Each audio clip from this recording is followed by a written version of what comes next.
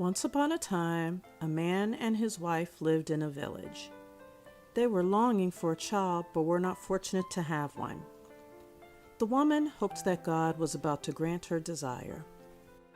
They had a little window at the back of their house from which a splendid garden could be seen, which was full of beautiful flowers and herbs. It was, however, surrounded by a high wall, and no one dared to go into it because it belonged to a witch who had great power. Everybody feared and hated the witch.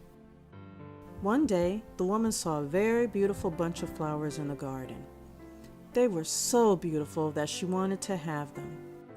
She used to stand near the window and look at the flowers for hours. Gradually, she forgot to eat and became thinner, weak, and unhealthy. Her husband saw her misery and was worried. He asked her what happened to her.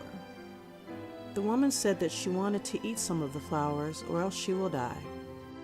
The husband was very worried. In the evening, when it was darker, he climbed up the wall and brought some flowers home. The wife cooked the flowers and ate them. They were so tasty, she absolutely loved it. The next day, she wanted more and cried at her husband to bring some more flowers. The husband again climbed the wall and plucked a few flowers, but the witch showed up. "How dare you?" the witch said. "You came to my garden like a thief to steal my flowers. You must suffer." The husband was trembling in fear. He told the witch everything about his poor wife's health. He said, "Please have mercy and borrow me some flowers. I can do whatever you ask for." "I will give you flowers, but you have to promise me that you will give me the child you will have after eating this." The husband had no choice, and he agreed. The wife ate the flowers, and after due time, she gave birth to a girl. The witch named the baby Rapunzel and took her into the deep forest, where she locked her up in a tower. The tower didn't have staircases, nor did it have any doors. Rapunzel grew up to be a beautiful young woman with very long golden hair.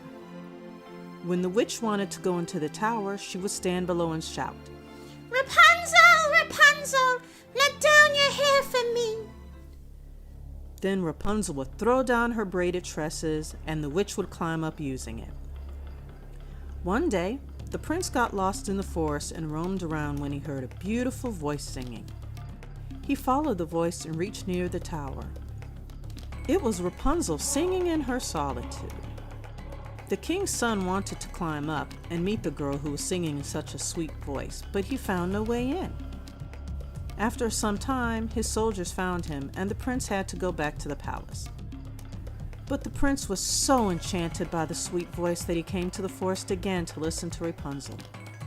He kept going there and waited in the bushes, listening to Rapunzel sing. After a few days, he saw the witch come and shout, "Rapunzel, Rapunzel, let down your hair for me," and climb up. The next day, the prince stood below the tower and shouted, "Rapunzel, Rapunzel, let down your hair for me." The braided golden hair came down, and the prince went up with it. But when he stepped inside, Rapunzel was afraid because she hadn't seen a man before. The prince tried to calm her down and told his story. Rapunzel realized that he is a good person, and they became friends.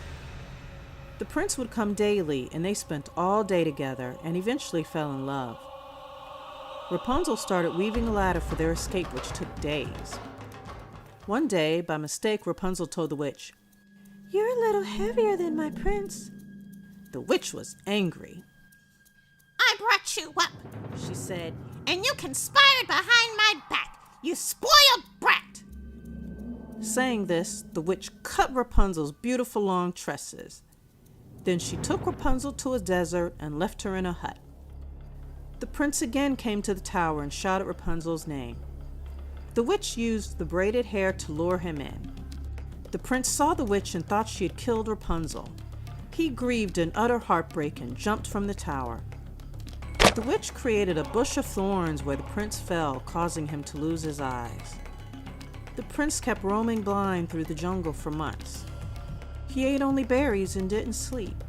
He kept walking far and reached the desert. Soon he heard a voice. It was Rapunzel singing in sorrow, longing for her lost love. The prince followed the voice and called Rapunzel. Rapunzel came out and recognized the prince and embraced him when the prince fell down. Rapunzel kept crying and her tears fell on the prince's eyes and his eyes were cured. Now he could see Rapunzel like he did before. They were happy to have each other back, and then they left for the palace to live happily ever